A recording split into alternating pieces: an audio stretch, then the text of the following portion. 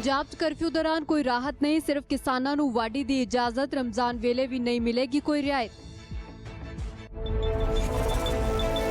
Punjab corona दे 244 case, 16 मौतां। Mohali तो 4 अते जलंधर तो 6 नवे केस। 61 मामलिਆਂ ਨਾਲ मोहाली सब तो ਵੱਧ प्रभावित। देश च कोरोना दे कुल 15,712 मामले, हुण तक 507 मौतां। भलके देश भर च मिलणगीਆਂ लॉकडाउन दौरान रियायतां। मध्य प्रदेश के इंदौर च कोरोना वायरस करके थाना इंचार्ज देवेंद्र चंद्रवंशी की मौत। 50 लाख की माली मदद और पत्नी नूं सरकारी नौकरी का ऐलान। झक्खड़ करके नुकसाने गए गुरुद्वारा करतारपुर साहब के गुंबद फिर तो सजाए गए। उसारी दौरान गुणवत्ता नज़रअंदाज करने ते चुके गए सवाल। पंजाब मेल देख रहे दर्शकों का स्वागत है। देश विच भावें लॉकडाउन दरमियान 20 अप्रैल तो कुछ राहतां होणगीਆਂ, पर पंजाब दे विच फिलहाल कोई रियायत नहीं दिती गई है। मुख्यमंत्री ने तो इत्थों तक कहा है कि हुक्म सख्ती नाल लागू किए जाणगे। हालांकि किसानां नूं वाढी अते फसल की सांभ संभाल की इजाजत जरूर है।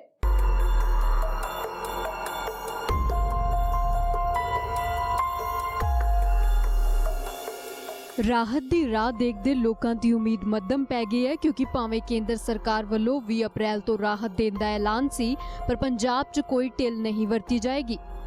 पंजाब च कर्फ्यू सख्ती नाल लागू होवेगा। हालातां दा जायजा लैण मगरों मुख्यमंत्री ने स्पष्ट किया कि रमजान दौरान भी कोई राहत नहीं मिलेगी। मुख्यमंत्री ने डिप्टी कमिश्नर्स नूं हिदायतां दित्तियां ने कि यकीनी बनाउण लई सख्त कदम चुके जाण कि करियाना ते होर जरूरी दुकानां ते कोई भीड़ ना होवे अते समाजिक दूरी दे सारे नियमां दा सख्ती नाल पालन होवे। सिर्फ किसानां नूं वाढी अते फसल वेचण दी इजाजत। मजदूर एक सूबे तो दूजे सूबे च नहीं जा सकणगे। रमजान के मद्देनज़र कोई स्पैशल कर्फ्यू पास नहीं बनेगा। एसी कूलर अते पखे की सेल अते सर्विस वालियां दुकानां बंद रहणगीਆਂ। स्कूल कॉलेज दीयां किताबां जरूरी वस्तां की श्रेणी विच नहीं। ढाबा मालक सीलबंद समान का ऑर्डर नहीं लै सकते। कंटोनमेंट जोन विच किसी भी गतिविधि की आग्या नहीं।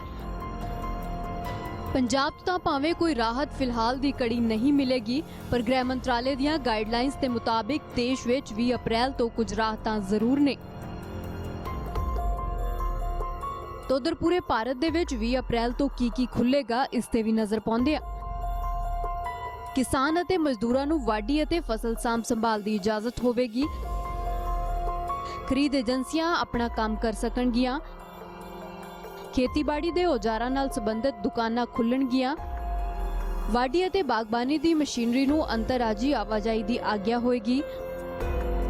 मनरेगा मजदूर काम कर सकणगे। दुध अते दुध तो बने उत्पादां दी सप्लाई अते ढोआ ढुआई दी इजाजत होएगी। मुर्गी पालन दा धंधा चालू रहेगा।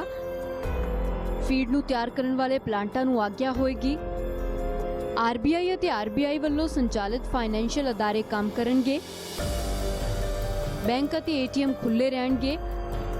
आईटी माहिर, बैंकिंग कॉरस्पोंडेंट, कैश मैनेजमेंट एजेंसियां काम कर सकणगीਆਂ। Petrol, diesel, kerosene, CNG, LPG अते पीएनजी की उपलब्धता रहेगी। डाकखाने आम की तरह काम करनगे। समान की अंतरराजी ढोआ ढुआई नूं मंजूरी होएगी। समान की ढोआ ढुआई लई ट्रक चल सकणगे। स्थानक स्टोर, करियाना, राशन, सब्जियां, फल, डेयरी अते होर जरूरी वस्तां दीयां दुकानां खुल्लियां रहणगीਆਂ। जिला प्रशासन होम डिलीवरी नूं वध तवज्जो देगा। Print, electronic media, broadcast, DTH service चालू रहेगी। आईटी संबंधित कंपनियां 50% मुलाजमां नाल काम कर सकणगीਆਂ। कुरियर सर्विस आम दी तरह चलेगी। बिजली मकैनिक, प्लंबर अते कारपेंटर काम कर सकणगे।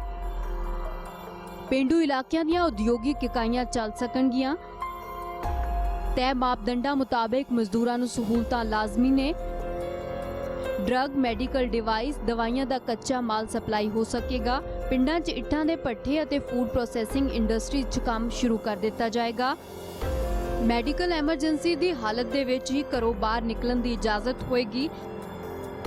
4 पहिया वाहन ते 2 लोग सवार हो सकते ने, जदों कि 2 पहिया वाहन ते सिर्फ एक शख्स सफर कर सकता है। 20 अप्रैल यानी कि आज रात से नॉन कंटेनमेंट एरियाज में सेलेक्टिव रिलैक्सेशन के तहत हॉटस्पॉट्स जो डिस्ट्रिक्ट है हमारे, उसमें कंटेनमेंट एरियाज में ये रिलैक्सेशन लागू नहीं होगा। स्टेट्स, यूटीज लोकल रिक्वायरमेंट्स के अकॉर्डिंग जो गाइडलाइंस गवर्नमेंट ऑफ इंडिया ने दी हैं उससे फर्दर स्ट्रिक्ट मेजर्स भी इम्पोज कर सकती हैं। कंटेनमेंट जोन्स के विषय में मैं बताना चाहूँगा कि जो हमारी हेल्थ मिनिस्ट्री गाइडलाइंस है वह कहती है कि हॉटस्पॉट्स या रेड जोन्स वो एरियाज हैं जहाँ पर या तो लार्ज नंबर में कोविड केसेस पाए गए हैं या जहाँ पर कोविड केसेस का डबलिंग रेट 4 दिन से कम है। इन हॉटस्पॉट्स में लोकल एडमिनिस्ट्रेशन डिजीज स्प्रेड को कंट्रोल करने के लिए कंटेनमेंट जोन्स और बफर जोन्स को डिलिनेट करते हैं। इन कंटेनमेंट जोन्स में कोई भी रिलैक्सेशंस परमिटेड नहीं है। यहाँ पर स्ट्रिक्ट पैरामीटर कंट्रोल होगा और जिसके तहत इसेंशियल सर्विसेज के अलावा कोई और सर्विसेज अलाउ नहीं की जाएंगी। जहाँ पर भी हम साथ में सेलेक्टिव रिलैक्सेशन देंगे, यानी कि इन कंटेनमेंट जोन से बाहर का एरिया, वहाँ पर भी स्टेट्स और डिस्ट्रिक्ट्स को इंश्योर करना है कि जो एग्जिस्टिंग लॉकडाउन से संबंधित मेजर्स हैं उनका स्ट्रिक्ट कंप्लायंस हो। गृह मंत्रालय ने परिस्थितियों का आंकलन करते हुए आज आदेश पारित किया है कि ई कॉमर्स द्वारा गैर आवश्यक वस्तुओं यानी कि नॉन एसेंशियल गुड्स की सप्लाई पर लॉकडाउन अवधि में रोक रहेगी। ऐसे क्षेत्र जो हॉटस्पॉट्स, क्लस्टर्स, कंटेनमेंट जोन्स में नहीं आते हैं और जिनमें कई गतिविधियों की अनुमति दी जा रही है, वहां सावधानी बरतना है और यह सुनिश्चित करना आवश्यक है कि छूट वास्तविक परिस्थितियों का सही से आंकलन करके ही दी जाए। ग्रामीण क्षेत्रों में कई आर्थिक गतिविधियों की अनुमति दी गई है, इसलिए जिला अधिकारियों को उद्योग समूहों के साथ सहयोग से राज्य के भीतर ही मजदूरों को उनके कार्यस्थल पर स्थानांतरित करने की व्यवस्था करनी चाहिए। इससे न केवल आर्थिक गतिविधियों को गति मिलेगी बल्कि मजदूरों को रोजगार के अवसर भी मिलने लगेंगे। मुल्क 'ਚ 26 दिन तो मुकम्मल तालाबंदी है। अर्थ व्यवस्था मुद्दे मूंह जा पई है। ਅਜਿਹੇ 'ਚ ਫਿਰ ਤੋਂ ਪੈਰਾਂ ਸਿਰ ਕਰਨ ਲਈ ਰਾਹਤਾਂ ਦਾ ਐਲਾਨ ਕੀਤਾ ਗਿਆ ਹੈ। ਹਾਲਾਂਕਿ ਇਹ ਰਿਆਇਤਾਂ ਸਹਿ ਸ਼ਰਤਾਂ ਨੇ ਅਤੇ ਹੌਟਸਪੌਟ ਐਲਾਨੇ ਇਲਾਕਿਆਂ 'ਚ ਰਾਹਤ ਵਾਲੇ ਫੈਸਲੇ ਅਜੇ ਲਾਗੂ ਨਹੀਂ ਹੋਣਗੇ ਅਤੇ ਨਿਯਮਾਂ ਦੀ ਅਣਦੇਖੀ ਤੇ ਰਿਆਇਤਾਂ ਵਾਪਸ ਲੈ ਲਈਆਂ ਜਾਣਗੀਆਂ।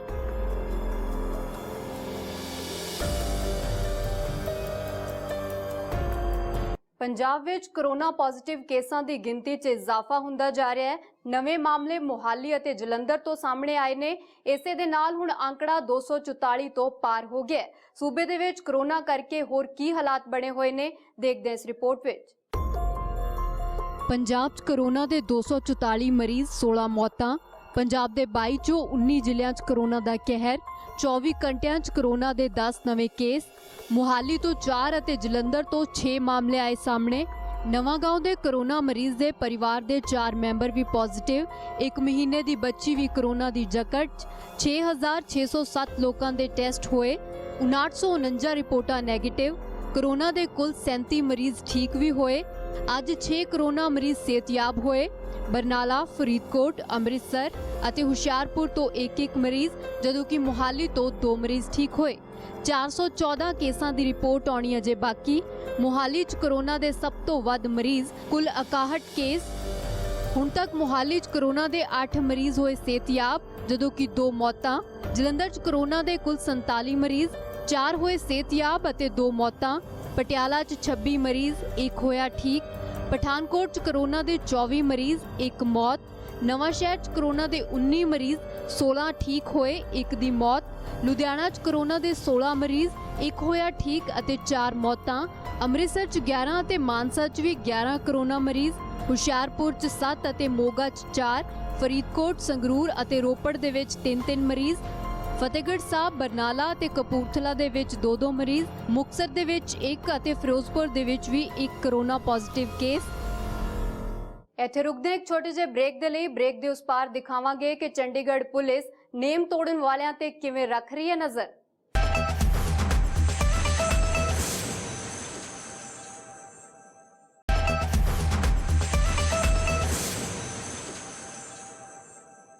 ਮੁਲਕ ਭਰ ਵਿੱਚ ਕਰੋਨਾ ਪੀੜਤਾਂ ਦੀ ਗਿਣਤੀ 15,000 ਤੋਂ ਪਾਰ ਹੋ ਗਈ ਹੈ।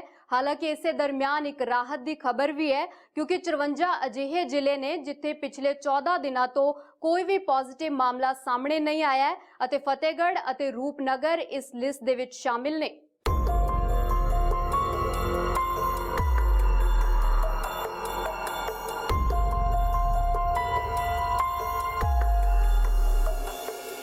ਕੌੜੀ ਵੇਲ ਵਾਂਗ ਵਧ ਰਿਹਾ ਕਰੋਨਾ ਹੁਣ ਦੇਸ਼ ਵਿੱਚ 15,000 ਤੋਂ ਵੱਧ ਲੋਕਾਂ ਨੂੰ ਆਪਣਾ ਸ਼ਿਕਾਰ ਬਣਾ ਚੁੱਕਿਆ। ਸਿਹਤ ਮੰਤਰਾਲੇ ਵੱਲੋਂ ਜਾਰੀ ਅੰਕੜਿਆਂ ਤੇ ਗੌਰ ਕਰੀਏ ਤਾਂ 24 ਘੰਟਿਆਂ ਦੇ ਅੰਦਰ 1334 ਨਵੇਂ ਮਾਮਲੇ ਸਾਹਮਣੇ ਆਏ ਨੇ, ਜਦੋਂ ਕਿ 27 ਲੋਕਾਂ ਦੀ ਮੌਤ ਵੀ ਹੋਈ ਹੈ। ਦੇਸ਼ ਭਰ 'ਚ ਹੁਣ 15,712 ਕਰੋਨਾ ਦੇ ਕੇਸ ਨੇ। ਕਰੋਨਾ ਕਾਰਨ ਦੇਸ਼ ਦੇ ਵਿੱਚ ਕੁੱਲ 507 ਮੌਤਾਂ ਹੋ ਚੁੱਕੀਆਂ ਨੇ।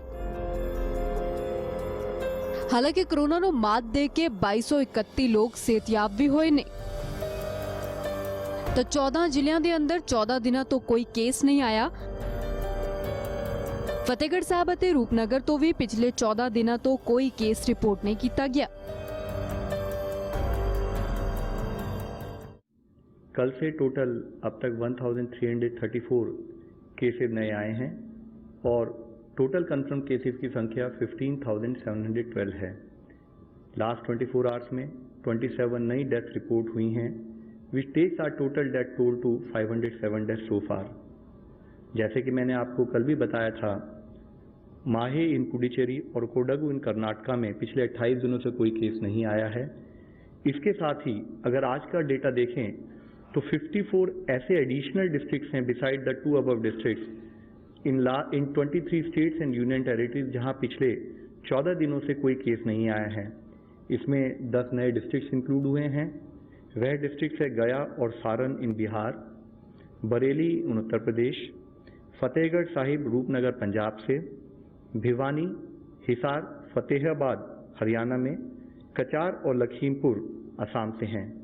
मैं आप लोगों से फिर यही रिक्वेस्ट करना चाहूँगा कि हमारा एफर्ट होना चाहिए कि इन डिस्ट्रिक्ट्स में फर्दर केसेस न आए और वो कंटिन्यू विजिल हमारी बनी रहे। ਪੰਜਾਬ ਦੇ 2 ਜ਼ਿਲ੍ਹਿਆਂ ਲਈ ਰਾਹਤ ਦੀ ਖਬਰ ਹੈ ਤਾਂ ਉਧਰ ਸਿਹਤ ਮੰਤਰਾਲੇ ਵੱਲੋਂ ਸਿਹਤ ਸਹੂਲਤਾਂ ਬਾਬਤ तमाम ਇੰਤਜ਼ਾਮ ਪੁਖਤਾ ਹੋਣ ਦਾ ਦਾਅਵਾ ਕੀਤਾ ਗਿਆ ਹੈ। ਦੇਸ਼ ਦੇ ਵਿੱਚ 194 ICMR ਅਤੇ 7,000 ਪ੍ਰਾਈਵੇਟ ਲੈਬਸ, देश दे विच हुण तक 3,86,000 टेस्ट किए गए ने, जिसके तहत अब देश में डेडिकेटेड हॉस्पिटल 755 बनाए जा चुके हैं। डेडिकेटेड हेल्थ केयर सेंटर 1,389 बनाए जा चुके हैं, which takes to the total dedicated facilities where severe और critical patients can be treated to 2,144।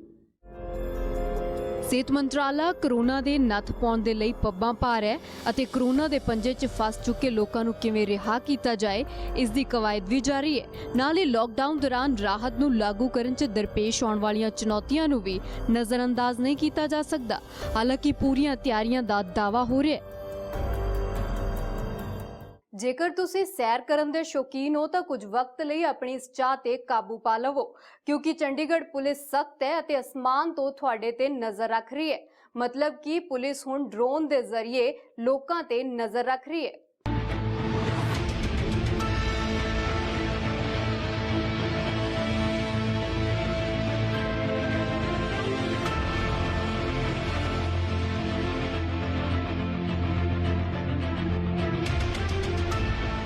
ਸਵੇਰ ਦੀ ਸੈਰ ਲਈ ਜਾਂਦੇ ਹੋ ਤਾਂ ਖਬਰਦਾਰ, ਜਾਂ ਫਿਰ ਸੋਚੋ ਕਿ ਪੁਲਿਸ ਦੀ ਨਜ਼ਰ ਤੋਂ ਬਚ ਕੇ ਕੋਈ ਅਜਿਹਾ ਕੰਮ ਕਰ ਲਵੋ ਜਿਸ ਦੀ ਮਨਾਹੀ ਹੈ ਤਾਂ ਇਹ ਹਰਗਿਜ਼ ਮੁਮਕਿਨ ਨਹੀਂ ਹੈ। ਜ਼ਮੀਨ ਤੇ ਸਾਹਮਣੇ ਕੋਈ ਨਾ ਵੀ ਹੋਵੇ ਫਿਰ ਵੀ ਤੁਸੀਂ ਇਕੱਲੇ ਨਹੀਂ ਹੋ। ਅਸਮਾਨ ਤੋਂ ਤੁਹਾਡੇ ਤੇ ਕੋਈ ਨਜ਼ਰ ਰੱਖ ਰਿਹਾ ਤਾਂ ਜੋ ਨਿਯਮਾਂ ਨਾਲ ਖਿਲਵਾੜ ਨਾ ਹੋਵੇ। ਕਰਫਿਊ ਪੂਰੀ ਤਰ੍ਹਾਂ ਨਾਲ ਅਮਲ 'ਚ ਲਿਆਂਦਾ ਜਾਏ, ਇਸੇ ਲਈ ਪੁਲਿਸ ਹੁਣ ਚੰਡੀਗੜ੍ਹ ਵਾਸੀਆਂ ਤੇ ਡਰੋਨ ਨਾਲ ਨਜ਼ਰ ਰੱਖ ਰਹੀ ਹੈ ਅਤੇ ਨਜ਼ਰ ਖਾਸ ਕਰਕੇ ਉਹਨਾਂ ਤੇ ਵਧੇਰੇ ਹੈ ਜੋ ਸਵੇਰ ਦੀ ਸੈਰ ਦੇ ਸ਼ੌਕੀਨ ਨੇ।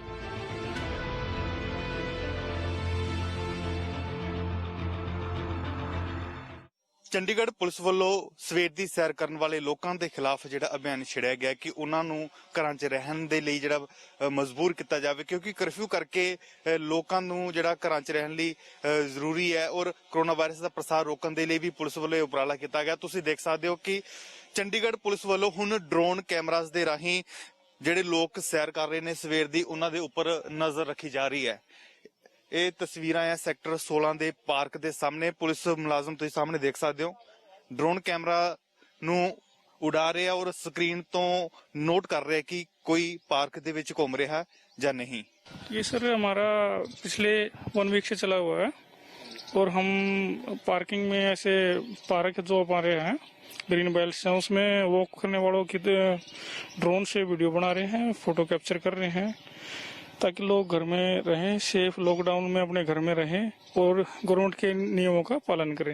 ये 100 मीटर ऊपर तक उड़ सकता है जी, हाइट 100 मीटर और लॉन्ग डिस्टेंस में भी ये 1 किलोमीटर तक जा सकता है, 1 किलोमीटर से भी ज़्यादा जा सकता है जी। अर्ली मॉर्निंग हम स्टार्ट हो जाते हैं 5:30 से और 8 AM तक 8:30 AM तक हम कवर करते हैं सारा, और उसमें कोशिश रहती है हमारी जहाँ जहाँ हम कवर कर सके फास्टली जाते हैं और देखते हैं। तो नॉर्मल जिसके पास प्रूफ है, जो लीगली जा रहा है, लीगली काम जो हो रहे हैं हमारे हेल्थ विभाग के जितने भी जो भी काम लीगली जो चल रहे हैं उनको परमिशन है, उसके एक्सेप्ट जो भी हमें लगता है ये इलीगल है, ऐसे इसको जाना नहीं चाहिए, उसके खिलाफ हम उसकी फोटो वगैरह कर रहे हैं। ਮਾਰਨਿੰਗ ਵਾਕ ਜਾਂ ਫਿਰ ਕਰਫਿਊ ਨੇਮ ਤੋੜਨ ਦੀ ਸੂਰਤ 'ਚ ਚੰਡੀਗੜ੍ਹ ਪੁਲਿਸ ਹੁਣ ਤੱਕ 170 ਲੋਕਾਂ ਖਿਲਾਫ ਕਾਰਵਾਈ ਕਰ ਚੁੱਕੀ ਹੈ ਅਤੇ 50 ਦੇ ਖਿਲਾਫ ਤਾਂ ਮਾਮਲੇ ਵੀ ਦਰਜ ਕੀਤੇ ਗਏ ਨੇ।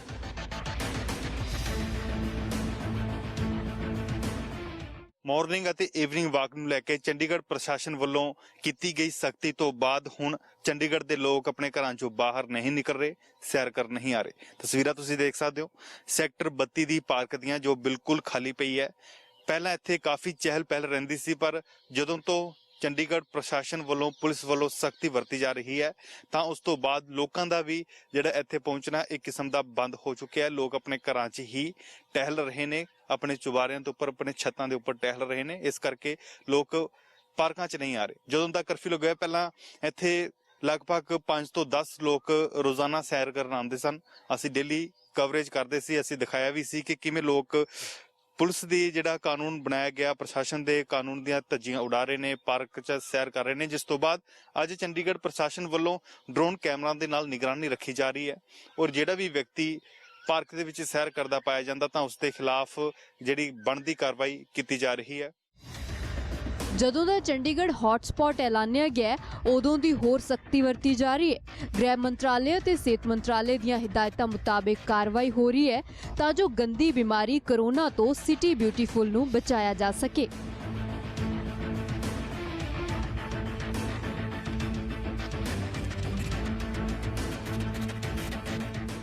ਪੰਜਾਬ ਮੇਲ ਦੇ ਵਿੱਚ ਵੇਲਾ ਇੱਕ ਛੋਟੇ ਜਿਹੇ ਬ੍ਰੇਕ ਦਾ ਹੈ। ਬ੍ਰੇਕ ਦੇ ਉਸ ਪਾਰ ਵੀ ਖਬਰਾਂ ਦਾ ਸਿਲਸਿਲਾ ਜਾਰੀ ਰਹੇਗਾ।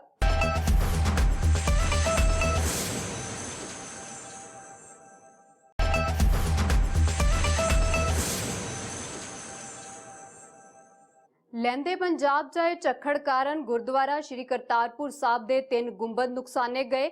ਹਾਲਾਂਕਿ ਹੱਥੋਂ ਹੱਥ ਮੁਰੰਮਤ ਕਰਵਾ ਦਿੱਤੀ ਗਈ, ਪਰ ਇਸ ਘਟਨਾ ਤੋਂ ਬਾਅਦ ਉਸਾਰੀ ਦੇ ਦੌਰਾਨ ਗੁਣਵੱਤਾ ਨੂੰ ਨਜ਼ਰਅੰਦਾਜ਼ ਕਰਨ ਦੇ ਸਵਾਲ ਵੀ ਉੱਠੇ ਨੇ।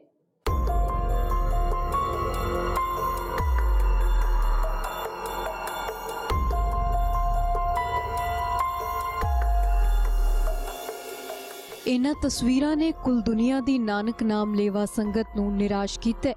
ਗੁਰਦੁਆਰਾ ਸ਼੍ਰੀ ਕਰਤਾਰਪੁਰ ਸਾਹਿਬ ਜੋ ਲਹਿੰਦੇ ਪੰਜਾਬ 'ਚ ਸੁਸ਼ੋਭਿਤ ਹੈ, ਇਹ ਇਤਿਹਾਸਿਕ ਗੁਰਦੁਆਰੇ ਦੇ ਗੁੰਬਦ ਝੱਖੜ ਕਰਕੇ ਹੇਠਾਂ ਡਿੱਗ ਗਏ ਨੇ। ਬੀਤੀ ਰਾਤ ਆਈ ਤੇਜ਼ ਹਨੇਰੀ ਕਰਕੇ 3 ਗੁੰਬਦ ਨੁਕਸਾਨੇ ਗਏ ਨੇ ਅਤੇ ਇਸੇ ਦੇ ਨਾਲ ਹੁਣ ਉਸਾਰੀ ਦੀ ਗੁਣਵੱਤਾ ਵੀ ਸਵਾਲਾਂ ਦੇ ਘੇਰੇ 'ਚ।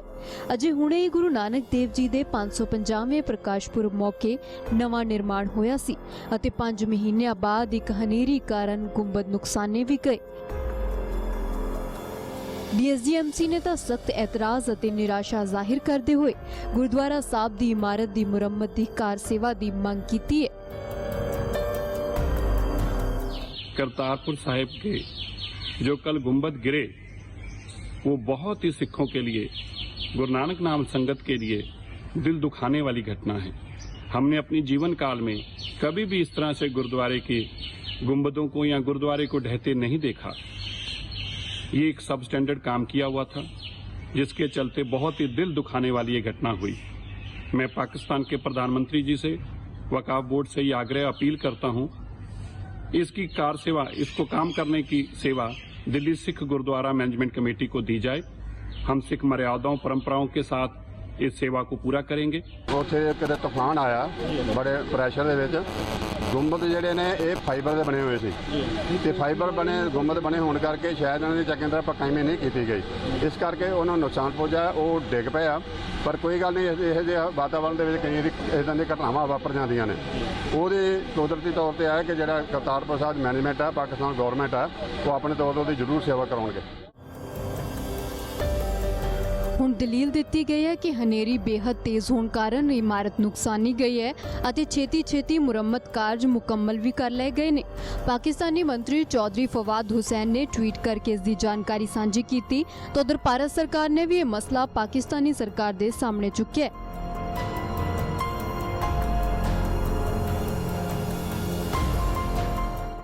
ਜਿਹੜਾ ਜੁਮੇ ਦੀ ਰਾਤ ਨੂੰ ਤੇਜ਼ ਹਨੇਰੀ ਤੇ ਬਾਰਿਸ਼ ਆਈ ਸੀ, ਉਸ ਦੇ ਚੰਦ ਗੁੰਬਦ ਜਿਹੜੇ ਨੇ ਉਸ ਬਾਰਿਸ਼ ਤੇ ਹਨੇਰੀ ਦੀ ਵਜ੍ਹਾ ਤੋਂ ਉਖੜ ਗਏ ਸੀ।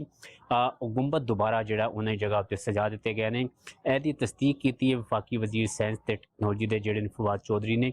ਉਹਨਾਂ ਨੇ ਆਪਣੇ ਟਵੀਟ ਰਾਹੀਂ ਇਹ ਚੀਜ਼ ਨੂੰ ਕਨਫਰਮ ਕੀਤਾ ਹੈ ਕਿ 24 ਘੰਟਿਆਂ ਦੇ ਅੰਦਰ ਸ਼੍ਰੀ ਕਰਤਾਰ ਸਾਹਿਬ ਦੇ ਗੁਰਦੁਆਰਾ ਦੇ ਜਿਹੜੇ ਗੁੰਬਦ ਤੇਜ਼ ਹਵਾ ਤੇ ਬਾਰਿਸ਼ ਦੀ ਵਜ੍ਹਾ ਤੋਂ ਡਿੱਗ ਗਏ ਸਨ, ਉਖੜ ਗਏ ਸਨ, ਉਹਨਾਂ ਨੂੰ ਦੁਬਾਰਾ ਉਹਨਾਂ ਜਗ੍ਹਾ ਉੱਤੇ ਜਿਹੜਾ ਉਹ ਸਜਾ ਦਿੱਤਾ ਗਿਆ ਹੈ। ਮੈਂ ਇਹ ਵੀ ਦੱਸਦਾ ਜਾਵਾਂ ਕਿ ਜਿਹੜੀ ਗੁਰਦੁਆਰਾ ਸਾਹਿਬ ਦੀ ਅਸਲ ਇਮਾਰਤ ਹੈ ਉਹਦੇ ਉੱਤੇ ਇੱਕ ਹੀ ਗੁੰਬਦ ਬਣਿਆ ਹੋਇਆ ਹੈ ਤੇ ਉਹ ਗੁੰਬਦ ਇਮਾਰਤ ਦਾ ਹਿੱਸਾ ਹੈ, ਉਹਨੂੰ ਕੋਈ ਨੁਕਸਾਨ ਨਹੀਂ ਸੀ ਪਹੁੰਚਿਆ। ਜਿਹੜੇ ਸਾਈਡਾਂ ਉੱਤੇ ਜਿਹੜੇ ਪਿਛਲੇ ਸਾਲ ਕੀ ਇਮਾਰਤ ਵਿੱਚ ਵਾਅਦਾ ਕੀਤਾ ਗਿਆ ਸੀ, ਉੱਥੇ ਜਿਹੜੀਆਂ ਛੋਟੇ ਗੁੰਬਦ ਬਣਾਏ ਗਏ ਸੀ ਉਸ ਇਮਾਰਤ ਦੇ ਉੱਤੇ, ਉਹ ਗੁੰਬਦ ਜਿਹੜੇ ਨੇ ਉਹਨਾਂ ਵਿੱਚੋਂ ਕੁਝ ਗੁੰਬਦ ਜਿਹੜੇ ਨੇ ਉਖੜੇ ਸਨ, ਜਿਨ੍ਹਾਂ ਨੂੰ ਦੁਬਾਰਾ ਜਿਹੜਾ ਉਹਨਾਂ ਦੀ ਜਗ੍ਹਾ ਉੱਤੇ ਸਜਾ ਦਿੱਤਾ ਗਿਆ ਹੈ। पिछले साल गुरु नानक देव जी के 550वें प्रकाश पुरब मौके पाकिस्तान ने गुरुद्वारा श्री करतारपुर साहब की इमारत का विस्तार किया सी। 9 नवंबर 2019 ਨੂੰ संगत के लिए करतारपुर कॉरीडोर खोलिया गया सी। लहंदे पंजाब च इसका उद्घाटन पाकिस्तानी प्रधानमंत्री इमरान खान ने किया तो चढ़ते पंजाब वाले पासे उद्घाटन प्रधानमंत्री नरेंद्र मोदी ने किया। बहुत घट वेले च प्रोजेक्ट मुकम्मल किया गया सी ਅਤੇ ਭਾਰਤ ਅਤੇ ਪਾਕਿਸਤਾਨ ਦੋਵਾਂ ਦੇਸ਼ਾਂ ਨੇ ਆਪੋ ਆਪਣੇ ਦੇਸ਼ਾਂ ਦੇ ਵਿੱਚ ਗਲਿਆਰਾ ਉਸਾਰ ਕੇ ਸੰਗਤ ਤੋਂ ਬਿਨਾਂ ਵੀਜ਼ਾ ਜਾਣ ਦੀ ਖੁੱਲ੍ਹ ਦਿੱਤੀ ਸੀ। ਪਰ ਹੁਣ ਫਿਲਹਾਲ ਕਰੋਨਾ ਵਾਇਰਸ ਮਹਾਮਾਰੀ ਕਾਰਨ ਲਾਂਘਾ ਆਰਜੀ ਤੌਰ ਤੇ ਬੰਦ ਕੀਤਾ ਗਿਆ। ਅਜਿਹੇ 'ਚ ਹੁਣ ਮਹਿਜ਼ ਇੱਕ ਤੇਜ਼ ਹਨੇਰੀ ਕਾਰਨ ਨੁਕਸਾਨੇ ਗਏ ਗੁੰਬਦਾਂ ਕਰਕੇ ਗਲਿਆਰੇ ਦੀ ਤੇਜ਼ ਉਸਾਰੀ ਦੌਰਾਨ ਗੁਣਵੱਤਾ ਵੱਲ ਘੱਟ ਤਵੱਜੋ ਸਵਾਲਾਂ ਦਾ ਵਿਸ਼ਾ ਬਣ ਗਈ ਹੈ।